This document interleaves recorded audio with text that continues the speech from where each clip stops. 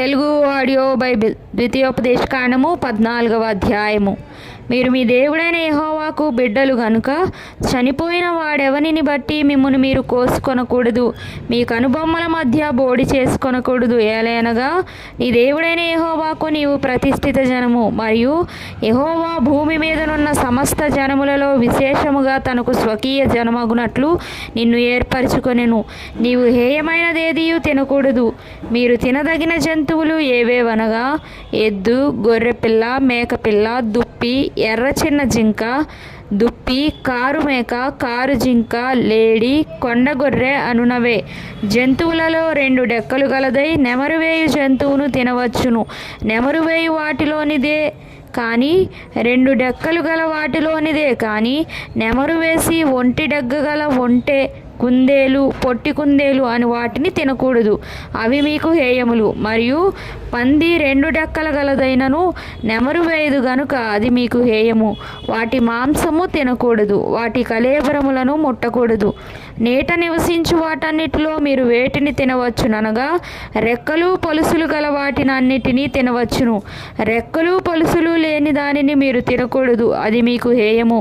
పవిత్రమైన ప్రతి పక్షిని మీరు తినవచ్చును.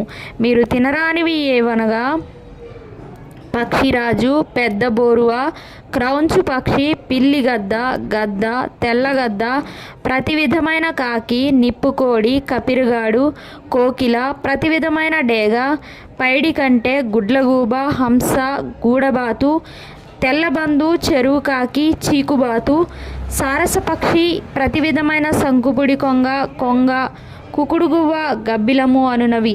ఎగురు ప్రతి పురుగు మీకు హేయము, వాటిని తినకూడదు. పవిత్రమైన ప్రతి పక్షిని తినవచ్చును. చచ్చిన దానిని మీరు తినకూడదు. నీ ఇంటనున్న పరదేశికి దాన్ని ఇయ్యవచ్చును, వాడు దాన్ని తినవచ్చును, లేక అన్యునికి దాన్ని అమ్మవచ్చును. ఏలయనగా నీ దేవుడైన యెహోవాకు నీవు ప్రతిష్ఠిత జనము. మేకపిల్లను దాని తల్లి పాలతో వండకూడదు. ప్రతి సంవత్సరమున నీ విత్తనముల పంటలో 10వ భాగమును అవశ్యముగా వేరుపరచవలెను. నీ దినములన్నిటిలో నీ దేవుడైన యెహోవాకు నీవు భయపడ నేర్చుకున్నట్లు నీ దేవుడైన యెహోవా తన నామమునకు నివాస స్థానముగా ఏర్పరచుకున్న స్థలమున ఆయన సన్నిధిని నీ పంటలో కానీ, నీ ద్రాక్షరసములో కానీ, నీ నూనెలో కానీ 10వ వంతును, నీ పశువులలో కానీ, గొర్రె మేకలలో కానీ తొలిచూలు వాటిని తినవలెను.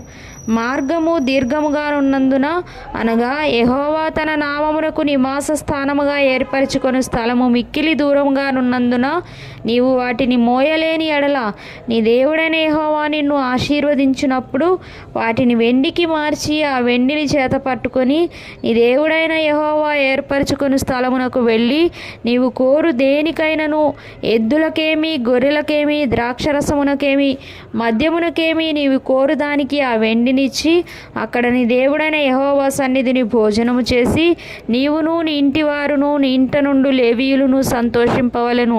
లేవీయులను విడవకూడదు. నీ మధ్యను వారికి పాలైనను స్వాస్థ్యమైనను లేదు.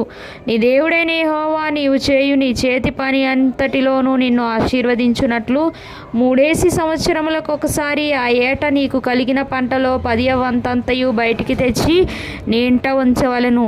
అప్పుడు నీ మధ్యను పాలైనను స్వాస్థ్యమైనను లేని లేవీయులను, నీ ఇంటనున్న పరదేశులను, తండ్రి లేని వారును, విధవరాండ్రును వచ్చి భోజనము చేసి తృప్తి పొందుదురు.